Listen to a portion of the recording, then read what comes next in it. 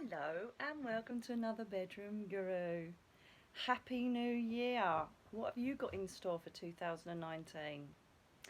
I hope if you've watched my videos or if you've done the Prism Living course, you'll be totally set up and ready to go forward by sending abundance out, by cosmic ordering, by writing out what you intend for the year to bring for you, and then sending it out to the universe. It's exactly what I'm going to do. I've literally just got back from family from Essex, which was amazing and beautiful, and I'm going to sit down and dedicate half an hour to what I would like to take place this year. And as you're actually writing that out in your soul journal or notebook or diary, whatever you're doing, then obviously you can. This is jumping a bit, isn't it? Is it me or is this jumping a bit? I don't know. It just seems to be jumping a bit. But basically, like me, with the soul journal, you can basically put everything in that you want to achieve this year. It doesn't matter if you do achieve it or not. However, by writing it out, you are naturally sending your intentions out to the universe, where the angel realms will hear, the spirit people that love you will hear, guides will hear, and if it's meant to be and it's right timing for you, they will deliver it right to your doorstep. Everybody says, yeah, right, and I would say that a few years ago. But everything that I do ask for, the most simplest things, it happens. It's like, this is really weird, right? My phone cover died. I know this is going to sound really menial and really stupid, but this is how it works all the time. The most smallest things to the biggest things happen. All right, and mine basically was, I was playing this drawing game, and I said to my other half, do you know what? I could do one of those old styluses because it'd be easier to draw things and write notes on my like tab thing.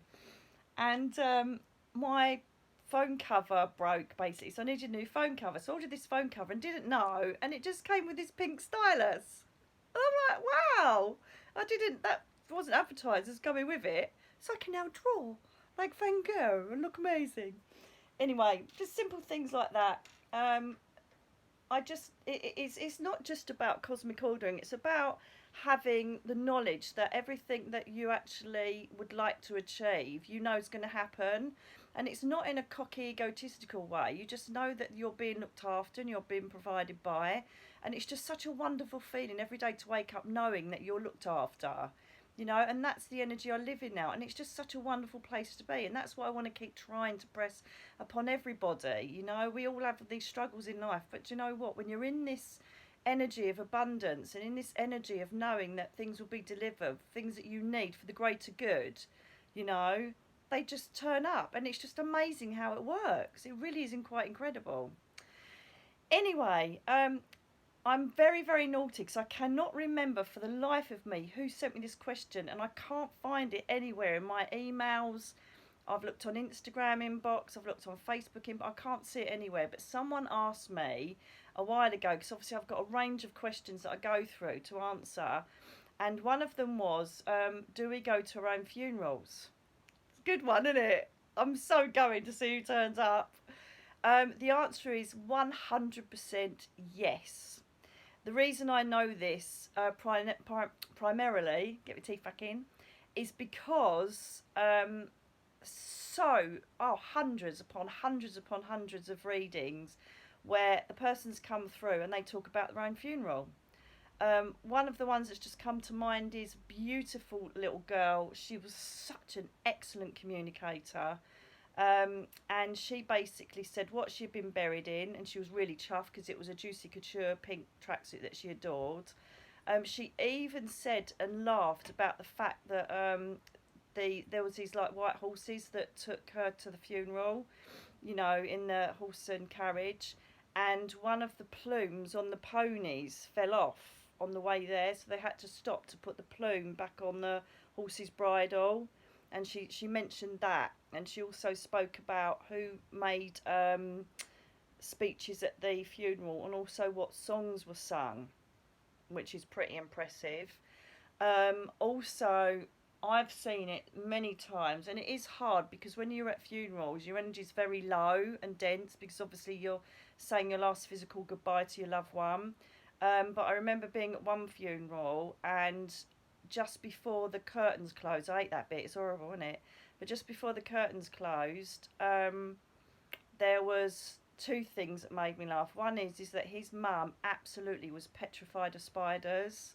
Right, and I know it's weird, but I'm sure he arranged this. Just before the curtain came down, this huge spider came down on a thread right in front of the curtains, and you could feel her hand grip. She's like, "Oh my God, there's a spider!" And then on the more spiritual thing, or the more clairvoyant thing of me seeing it, the closing of the curtains, I saw like hundreds of sparkly orbs coming up from the coffin, and I didn't know if it was just his energy standing there. I don't think it was a soul going up, because that would have gone up pretty much straight after passing. But I just kept blinking, thinking, my God. And what it looked like was, you know, when sun hits dust and you see all those flickery lights, but these were like thick orbs, like thick snow, rising upwards, completely straight, going all the way up. And I thought, wow, that's his energy. That's really cool. And it's hard, really, because I want to smile, because I think, yes, you're going to a really good place. You know, your physical life's over, but you're going on to something so magnificent. So I've physically seen that. The other thing that's really good as well is that some spirit people come through before their funeral, which is bloody brilliant, because they'll say things like, again, another one's just flicked in my head, where, was it a man or a woman? Woman. And she basically said, when you're in the church, look for the blue light. Right, and so I thought, it's not exactly going to be a disco going on in a church. And I got an email back from, I'm sure it was a daughter. I could be totally wrong on this. It's really hard, because obviously I've done so many readings in my life. But I remember the poignant parts of it, you know. And this one basically was, she was obviously sitting in the front pew, and then suddenly the sunlight came through a stained glass window, and there was a blue light, and it created a blue ray right across the coffin, which was really cool. So she like emailed and went, "Oh my God, I can't believe it." Like, my mum said, look out for the blue light. And there was just a blue ray of light that, you know, created itself over the coffin. Some people come through and say, what was that idiot doing there? Because there's people they didn't like. Some people will say it was a good choice in the music, and they'll name the music. There's so much evidence around what they bring from the spirit world to let you know they're actually standing there. Some of them will even, obviously a very popular one that a lot of spirit people do is say what was placed in the coffin on the day, or, you know, at the chapel of rest. And I'm not talking about things that you could easily guess, you know, if you were like if you were wrong, and for instance, if you're a wrong sort of medium that's like, oh yeah, I'll say this, you know, like letters or photographs. I remember one of my old medium friends said, look, I placed something with my mum. I'm not going to tell you what it is. She wasn't testing me. She was just saying, I don't want to say what it is. Nobody knows. But if she says what, obviously, you know, was placed with her for the funeral day, then I know she's okay. And I was at a live demonstration. She'd popped along. I didn't even know it was her mum, to be honest with you, because I didn't know her mum at all. And she came through, and I started talking to my friend. And I said, she's telling me about the crystal butterfly brooch that you put on the side of her lapel of her dress, and that was it. It was a crystal butterfly that she placed on the left hand side of the lapel of her dress. So they're totally aware. They're totally aware of everything, to be honest with you, from the time they've passed. It seems like there's just a dull moment where the transition takes place from physical to spiritual, and then suddenly they're aware. You know, I've had people literally talk about you standing with them as soon as they've passed, who was there, the chapel of rest. Oh my God, my phone's dropped, sorry about that. The chapel of rest, you know, they will talk about what you were wearing, who come and visited them, that kind of thing. So basically, it is an unequivocal yes, 100% they will be there. They know that we need them there. They know that it's the final day. It's the final. It's also it's final, but it's the beginning, because it's the final physical goodbye. But then it's almost the beginning of your grieving process, for sure. Because what happens is, from when I was in the police, lots of people try to, you know, keep their loved one alive. It's almost that denial stage, you know, where they would say, oh, he's asleep or he's resting in the morgue. Hate that word. It's a horrible word, morgue. But because he's physically there, it's almost like he's still with you. And then that final goodbye is like literally when you've got to say goodbye, and you're either going to a memorial place or a cemetery or whatever you're doing, and that's the killer. That's the main thing that you've got to kind of deal with. And then obviously, if you're a spiritual person, like how me and my family, coped with my mum, we just imagine her up there having a party and saying hello to everybody she misses. Whereas other people, if they're not so spiritually inclined, are going to go in that complete depth of despair and loss. Hence why I do these videos, hence why I'm writing my books, hence why I'm doing everything I can to help you. Because obviously loss is the worst possible thing ever, you know. And then they even go to the wakes as well. I had another one where the mum said it was absolutely disgraceful how my daughter was. She was so drunk and she did this and she did that, and she literally was doing exactly what mum said, and she was singing this and she was doing that, and she showed her knickers when she fell over the chair. And it's just, I just think it's a lovely thing, you know. So, one, you know, when you're going to funerals, beware, you're being looked at. I'm telling you, your loved ones will be like, who's turned up, what they're going to do, what they're going to say. Moving on from this, I know I've mentioned this before, but it's a personal thing for me as well. Because we've still got my mum's ashes, and we really need to get our bum in gear and sort them out.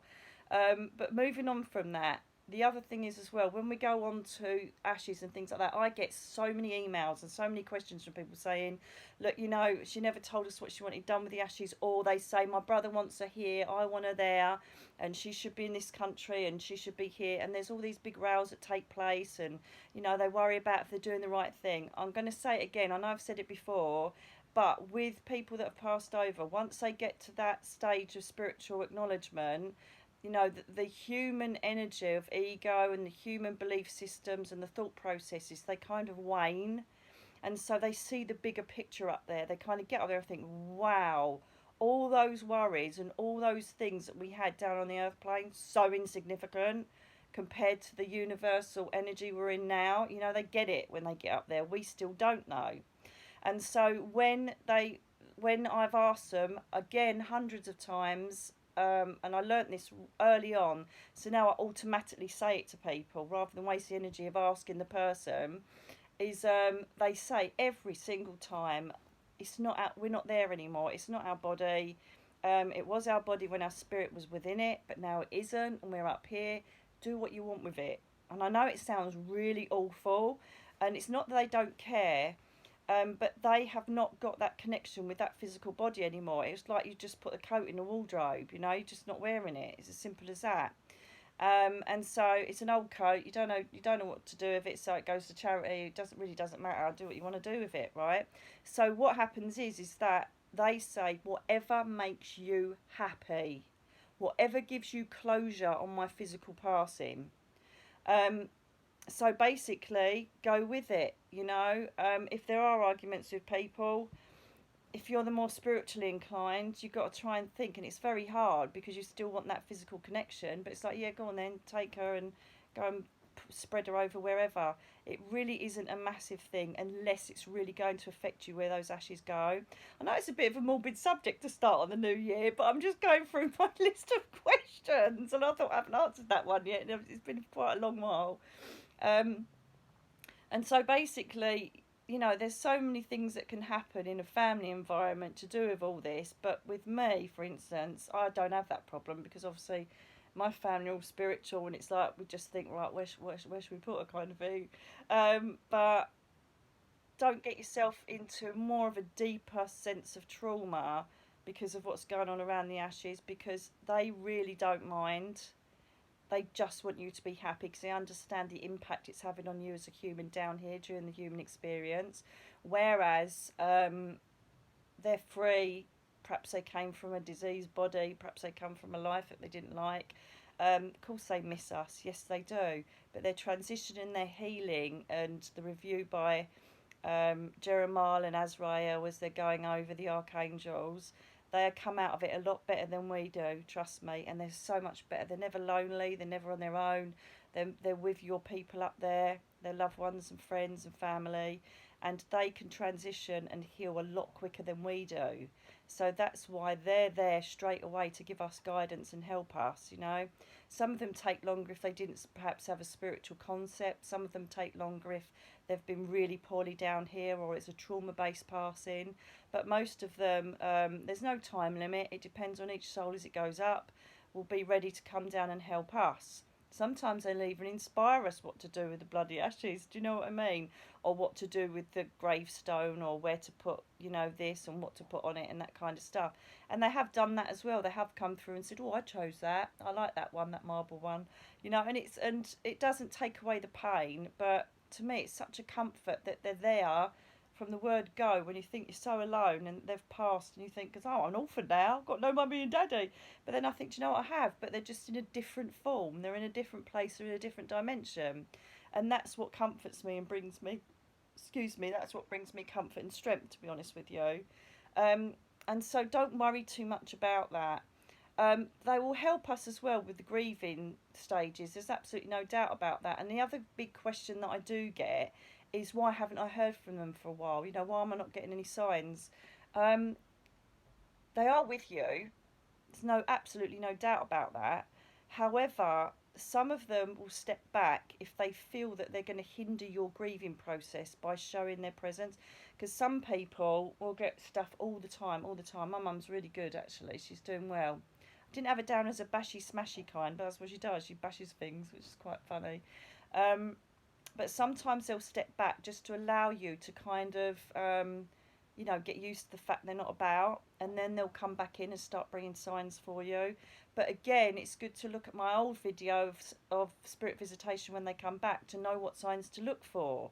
Because a lot of people say, "Oh, I haven't heard from my nan or my granddad or my son or whatever," and they actually had to have the signs, but they don't actually know what to recognise or what to look for in spirit visitation.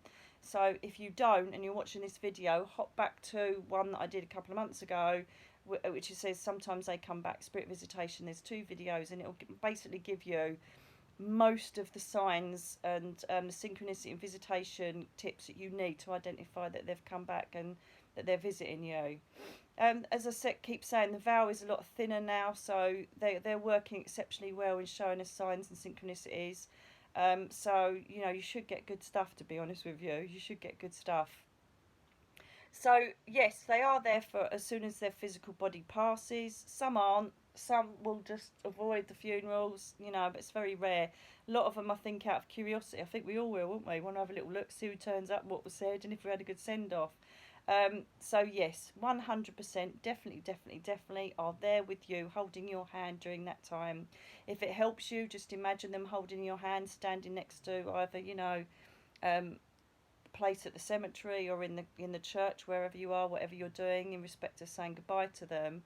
And I do that. I imagine my mum sitting there going, "God, what load of old bleeding nonsense here, load of old fuss, let's get to the bar." That's what I kept imagining when I was there, which was, it helped. That's all I can say, is it really did help to get through that day, because it's pretty shitty, isn't it? Let's face it, funeral day is absolute pants. And especially, I think it's especially bad when it's a very quick passing or it's an unexpected passing, because that's even more of a shocker. I think sometimes we find comfort in the fact that if they've been ill or they've been encased in a really bad body, you know, for years on end, I see that as a release and a relief. You know, my uncle passed this year and he was so poorly for so long. He was such a beautiful man. And to watch him laying there, you know, incapacitated, it was almost a sense of relief mixed with sadness that he passed over. We lost 4 people from our family this year, or last year, sorry. And then I'll say, I was too poorly. I'd gone into an ME crash, so I couldn't make the funeral in Essex, which I was really upset about. And I said to him on the night of the funeral, "Look, I'm so sorry I couldn't be there, but you know I would have been, you know." That's another thing, we beat ourselves up about that, but they understand, they know. So if you think I can't be asked, they'll know. So you think about that. Oh, I can't be asked to go to that, my distant aunt's funeral, it's too much bother. They'll know, I'll tell you that now. And then that night, I had the most magnificent dream with him. We were walking in this beautiful place. It was abroad. It felt somewhere like, I don't know, south of France or Spain or somewhere rural. And he was showing me how the dynamics, I think it was a water wheel or something, worked. I don't know, he was doing some machinery. And we had such a lovely time chatting away. And it was almost like saying, "Don't worry, you know, I'm here. I'm up here now. It's no problem." He looked magnificent. He looked like how I remembered him, Uncle Ron, and it was just so lovely to see him look so healthy and well. When I'd seen him literally encased in this body that wasn't working, and it was so sad to see because he was so full of life, such a funny man. And then, you know, to see him out and about and all tanned and on holiday, it was just magnificent. And I'd like to say at this point as well is that, you know, I don't see them just because I'm a medium. We can all see them. So remember that about your dreams, because if they can't get to you consciously during the day, and obviously with our energies being quite low and dense because we're grieving, they'll just pop in your dreams. So the dreams are a lot more real, they're a lot more lucid, they're a lot more colourful, and you actually will feel the energy of being in the dream. You'll feel the love, or you'll feel the, you know, yourself crying, or you'll feel them touch you. And they're the dreams where they're coming in to let you know they're okay. They're the ones, okay? Alpha brainwave state is so easy for them to literally merge in with on the same frequency and bring you their presence. It's the most easiest way ever. Um, so I hope that answers the question. I really do. Yes, they're going to be standing right next to you at the funeral. Um, and to me as well, I think looking out for signs helps you to get through that horrible bit. Do you know what I mean? When everybody's there and you can hear people crying and the music comes on, and you're like, oh Christ, you know, and you want to lose the plot. Sometimes it helps me to be a bit distracted, to be looking, thinking, where are the signs? Let's have a little look. And that's a good distraction, to be honest with you. Just looking around and seeing if there's anything that's like noticeable that may be their presence. That helped me get through it, and hopefully it might help you. Um, with that, darlings, I'm going to leave you. Can you see I'm looking a bit tired today? And I hope that I've answered your question. I'm so sorry, I can't remember who sent the question. I've looked everywhere and I can't see where you wrote it or asked it. Um, but yeah, they don't go anywhere. The physical body goes in the ground, or the physical body, you know, gets cremated, but they don't go anywhere. And remember that for the new year. If you've lost someone last year, or you've just lost someone recently, I'm telling you now, they are standing with you, they're watching you, they guide you, and mostly tell you off as well. I've been told off a couple of times already. Um, but all they've done is just change form. That's what you've got to try and get your faith going towards. Just change form, that's all it is. So, with that, I really hope that you start writing down what you want to happen for this year, cosmic order, all of that, and see the results. And I will speak to you next time. If this is going to help anybody who's just lost someone or would like to know about more about spiritual phenomena and angel realms and that, please just share the videos. If not, I'm not fussed. I just do this because I love it. So have a fantastic new year. I do hope that you achieve everything you want to. And I'll be speaking to you very soon. Take care. Bye.